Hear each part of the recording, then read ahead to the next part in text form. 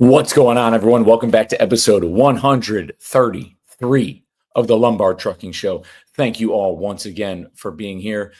I got to tell you, I'm live right now and I'm on video, and I can't stand seeing the glare in my glasses. And I hope it doesn't bother you guys, but we're going to go mask off for this episode because I can't stand looking at that glare. But anyways, thank you guys for tuning into the last episode with my good friend, Scott Cleary, who brings an amazing energy, I believe, into the industry.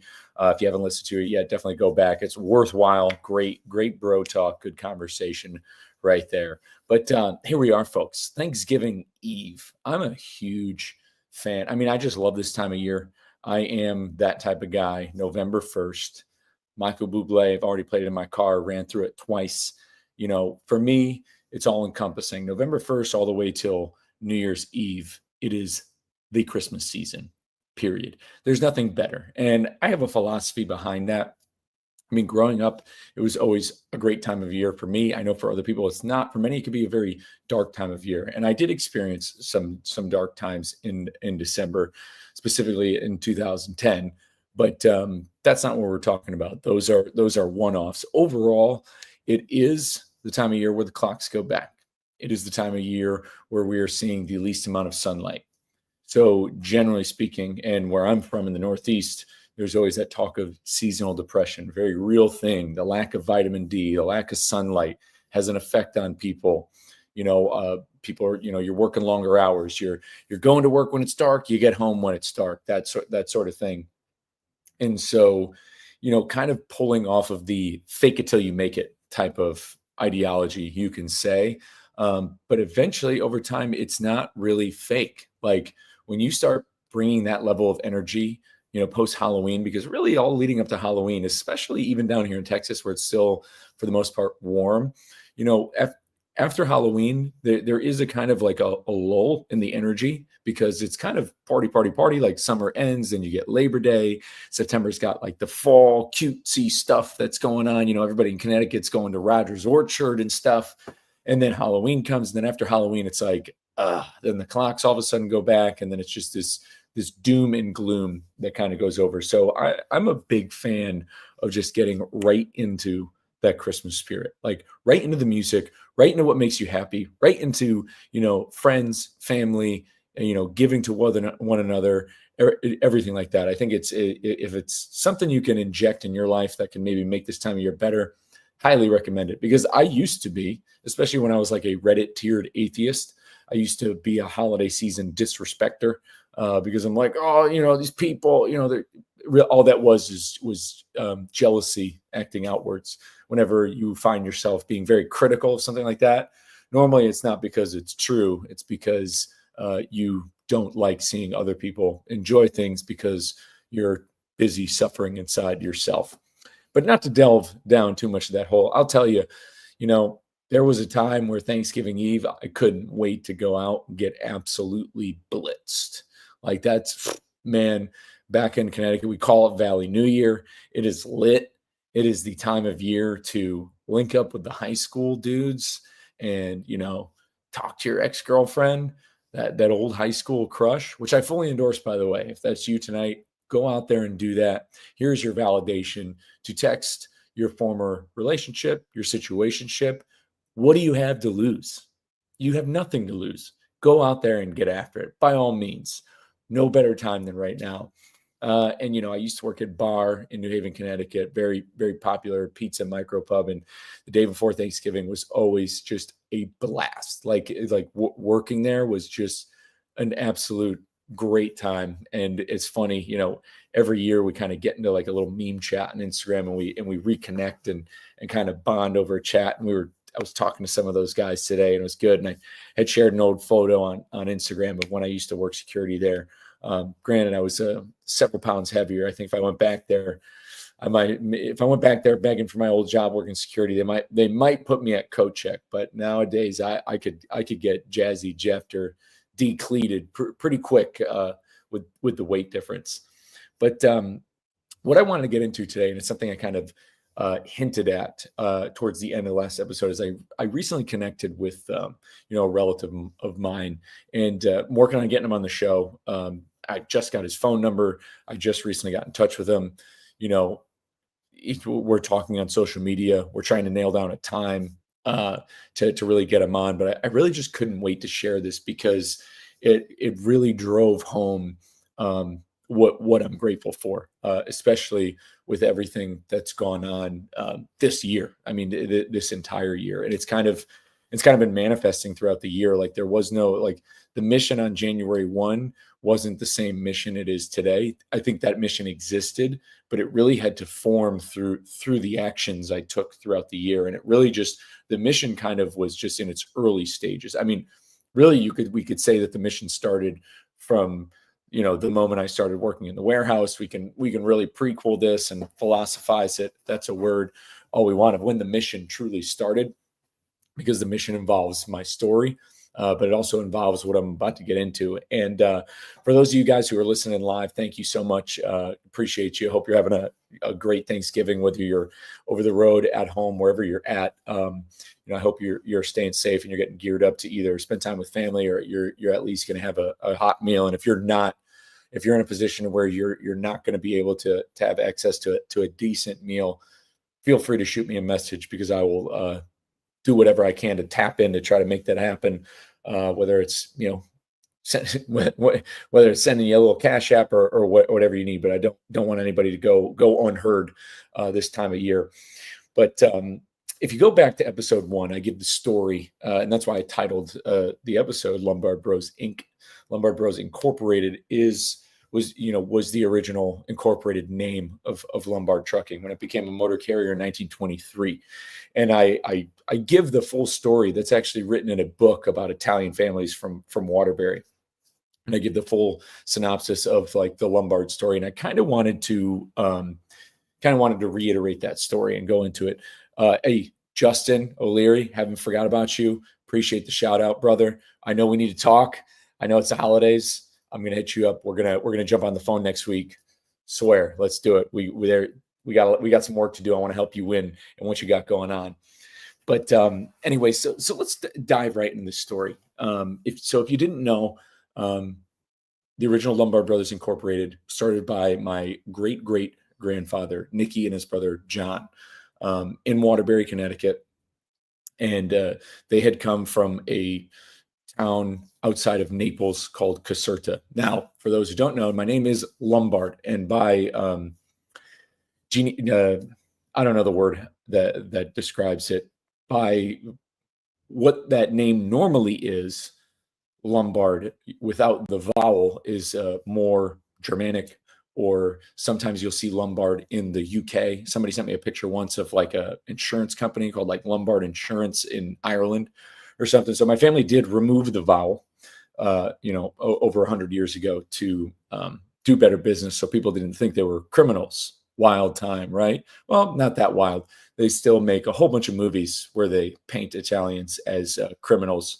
But I mean, I guess that gets a free pass, right? It gets a free pass on the thing. Yeah, we could paint Italians as criminals. Everybody thinks it's cool. They wear nice suits. But so it started by them, and it was originally a horse and carriage. And I want to share the story that was sent to me by somebody in my family. His name's Ronnie Lombard, and I'm just going to read it word for word for what he had to say. And I kind of want to pick it apart for a moment and then get into Thanksgiving. But he had sent me this message. The company went from a horse and wagon to 11 terminals in 7 states. Revenues before the sale in 1984 were at $36 million. Now, for you business folks out there, this is something very worth paying attention to. Revenues before the sale in 1984 were at $36 million. Around 1,100 pieces of equipment, 480 employees. When Jimmy Carter signed the act, referring to the Motor Carrier Act of 1980, the value of the rights went down to just what the cost of the rights were spread over a 5-year period.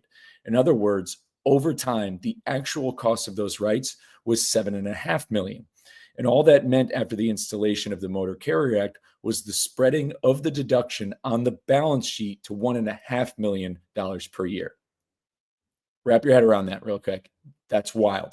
Those rights alone would have been worth over 30 million had deregulation never occurred. Everything I stated above is just the value of the business. All the real estate was separate from the operating company. So that is true. When Lombard was bought out, a part like members of my family got into real estate, and I'm connected with one of my grandfather's cousin who still works in commercial real estate. And my grandfather, after the selling of Lombard Brothers, he ran Lombard Plaza, which is still Lombard Plaza in Waterbury today, and he managed that entire strip mall. The company was sold for $5 million and then was sued by the buyer as the value of the rights became reduced. Therefore, the ending value was $3.75 million. Imagine that after 68 years as a company, as rich as Lombard Brothers Incorporated was only worth $3.75 million. Ronnie goes on to say, I'm a Republican today because of what Jimmy Carter did to our family and all the 3 generations of family that worked for us.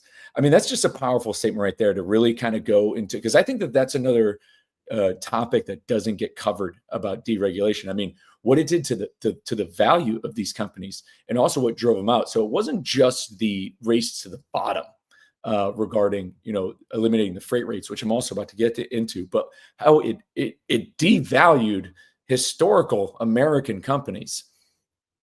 I mean, that's insane. To which the buyer being North Penn Transfer, by the way, who folded in the early 90s, the buyer then suing over that deduction of that value. Pretty wild thing. And I there could be some better investigation into that. And I'm shocked that that's not like talked about in the slightest bit. Now he goes on. A bit more information is that and this goes into like some of the nuts and bolts. Quick shout out, by the way, Taylor Quick Pick for this sick mug. Support family-owned businesses, by the way, like Lombard Brothers. So this goes more into the nuts and bolts of deregulation. A bit more information is that the ICC established, which the ICC is what it was before MC numbers.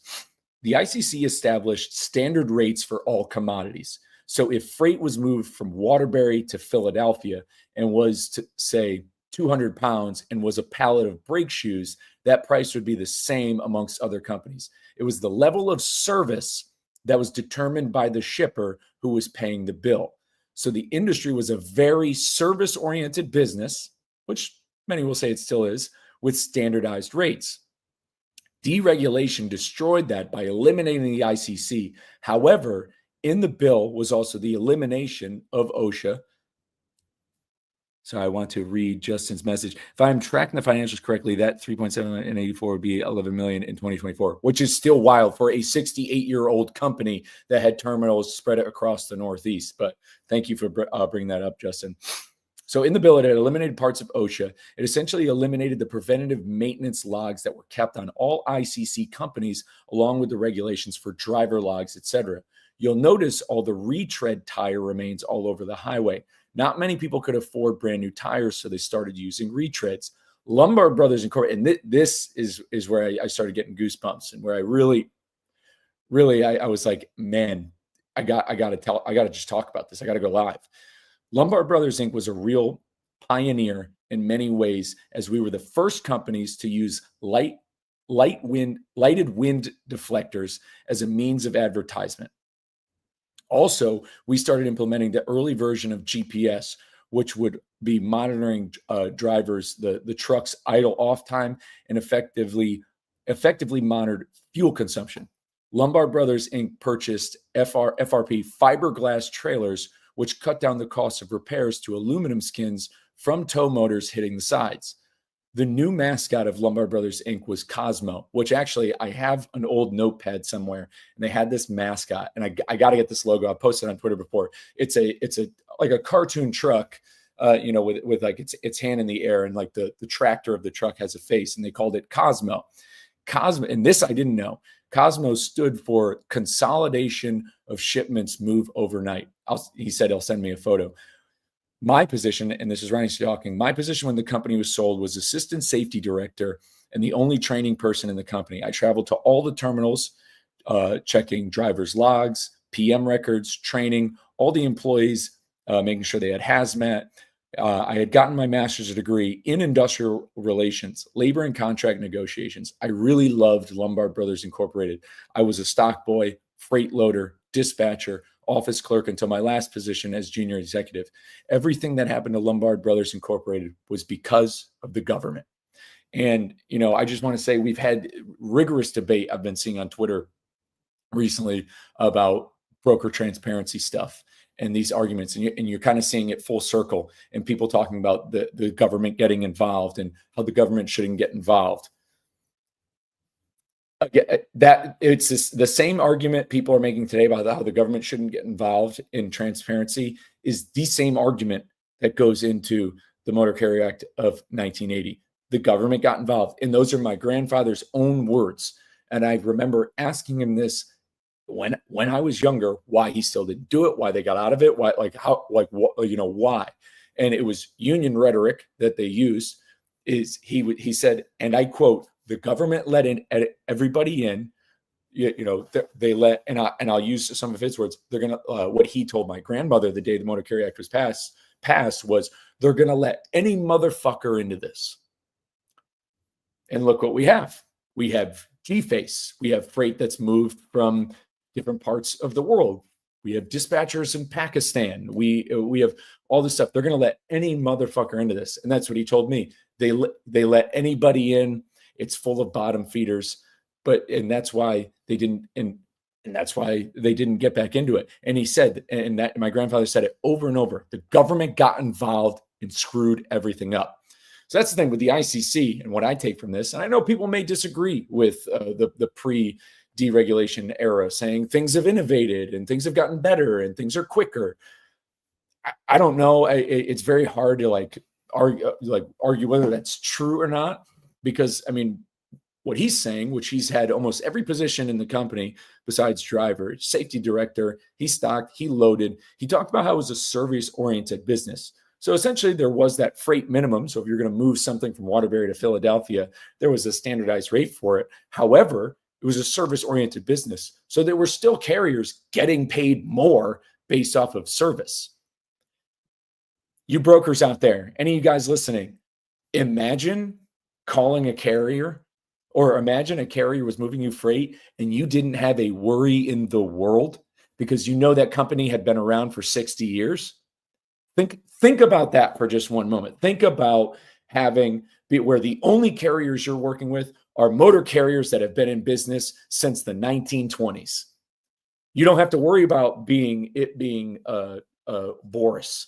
Why always Boris? You don't have to worry about it being Boris from Chicago. You don't have to worry about it being G-Face. You don't have to worry about it being double brokered. Could you imagine that?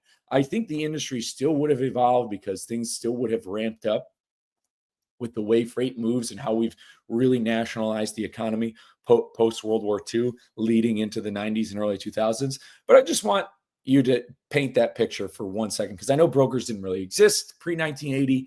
I get that. But imagine your customers, your carriers had been in business for over 60 years. All of them.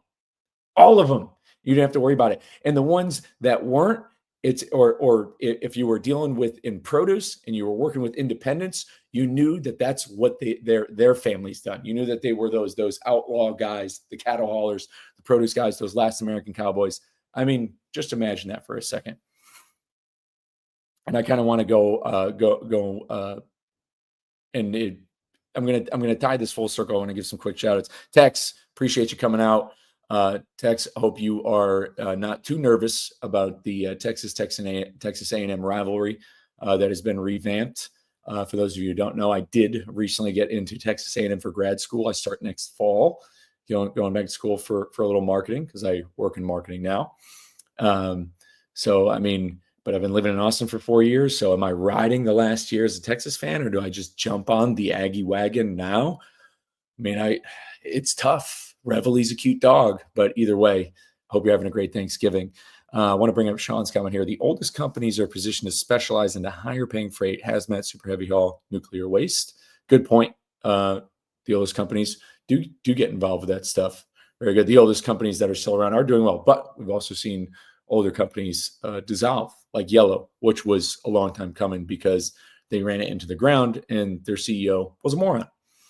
But let's get back to Thanksgiving, because the next part of the story is something that, like Reed says, it got me bricked. And the first 3 times I read this, I literally it was hard. It's hard to not get emotional when you hear this, because when it comes to my grandfather, um, like I grew up with this guy. I stayed with, whenever my parents went away, I stayed with him. He lived right up the road from me. I walked to his house. I drove my quad to his house. Like him and I were close all the way growing up, all the way until he passed away in 2013.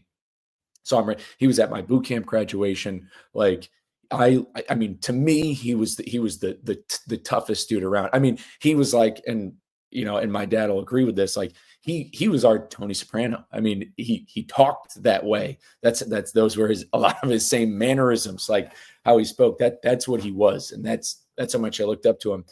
And so Ronnie Lombard goes on to say, when my father died in 2022, the funeral, and this goes back to the history part. I love this. When my father died in 2022, actually, hold on. I want to address one more comment before we keep rolling. Justin, chime in here. It's funny how little people know about the ICC. It didn't allow new carriers to enter the industry. You had to post rates, and it required too much approval. It was ran like a dictator-led form of government. However, I am not tracking why everyone is up in arms about the proposed changes to what most refer to as the Broker Transparency Act. As you know, 49 CFR 371, bunch of numbers, was originally established by the Interstate Commerce Commission and published in federal. I can't read the rest of the comment, but good point, Justin O'Leary. Yes, essentially with the ICC, it gate kept the market. I mean, you can call it a dictator, but essentially, and people say like a dictator, but truthfully so, the labor owned the market. In a free market, labor is a participant. People forget that, and you might say it sounds communist, but I'd say the unions of today are a lot different from the union that my grandfather was in. They operated a whole lot differently, and are definitely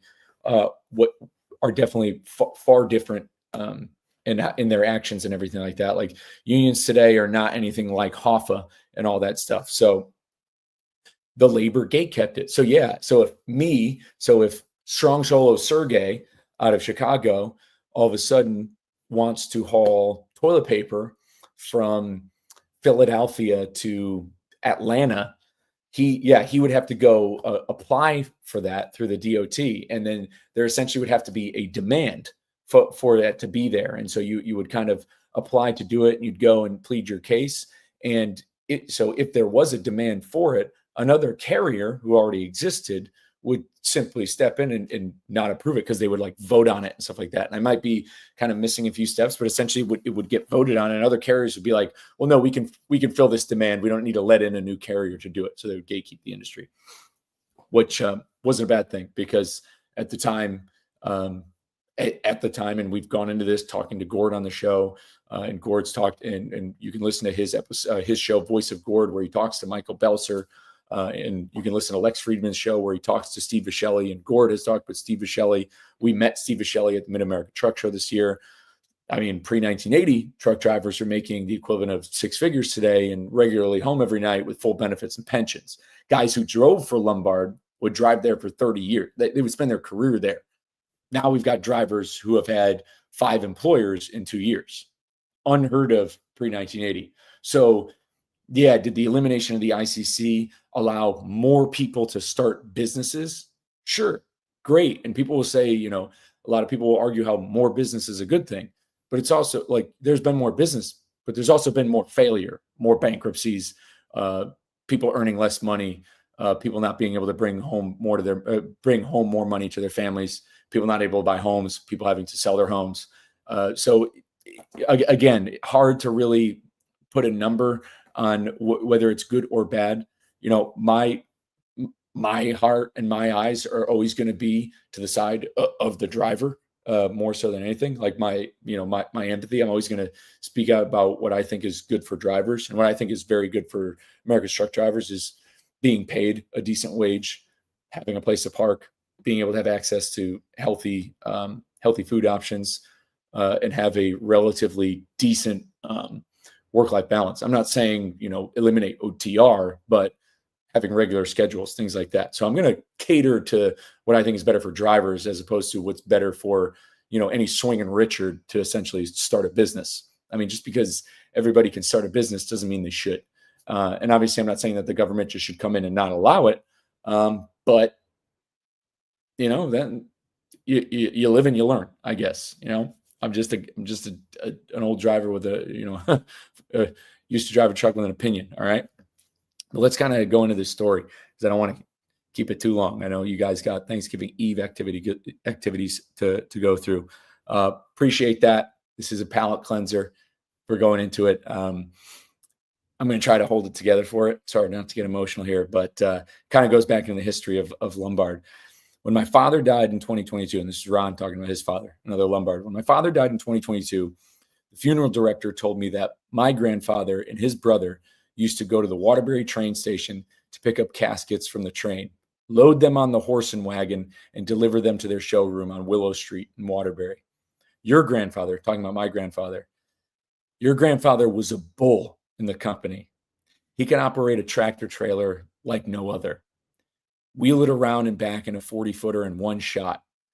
I remember when they would be moving the filing cabinets, which had cement inside. They were like 500 pounds.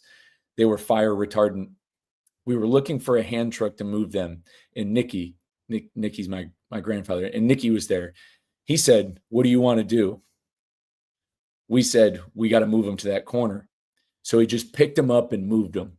Holy shit. Your grandfather, he was born on the same day as me, but 14 years earlier. Every year, I used to call him and wish him happy birthday. We did a lot of other stuff together over the years, too. Great times. And that is what I'm most grateful for and thankful for this Thanksgiving is I don't have my last name isn't Rockefeller. My last name isn't Carnegie. My last name isn't Musk. My last name isn't Bezos. My last name isn't Zuckerberg. I don't cut, that's not the cloth I'm cut from. But the number one most great, and I've never been more grateful now more than ever, has been for my family and for my name and for everything I'm trying to do with it, and from just sticking with this mission of just helping people live healthier lives, helping people find purpose, just talking, just trying to inspiring people the same way my grandfather inspired Ronnie, picking up heavy stuff, picking up heavy cabinets and moving them, just being the bull. Literally, he calls him a bull for the company. And I can't take that for granted. I couldn't, I don't know why I was, I can't explain why I was born this blessed to be born with my last name and to be able to carry the Lombard name into the 21st century. And, I wish I could call him. I just wish I could give him one last thank you. And that's what I'm most grateful for. Try to hold it together for you guys. Appreciate you for tuning in. Wanted to get raw for Thanksgiving. So appreciate every single one of you who supported me along the way. Know that by watching live, sharing the show, talking, engaging with me, you're helping me honor my grandfather, and my father too. I can't leave him out of this. He's a part of who made me. You're participating in honoring my family, and to me, that is the most special thing ever. I've never been more proud to wear the name on my back, to carry the Lombard name through Ironman, and to keep pressing forward on this mission of, like Adam Wingfield says, leaving the industry better than I found it, and at least leaving the industry better than how my grandfather had to leave it.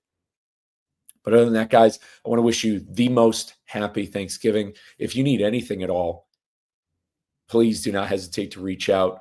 We'll be tuning in with you soon. Got a lot more great news coming. There's a lot more stuff coming down the pipe that I'm so excited to share. a lot of drivers that I'm looking to have great conversations with. Please stay safe out there. If you're traveling, if you're driving a big truck, take your time, no rush, ease up. And with that, guys, we're going back to the bench.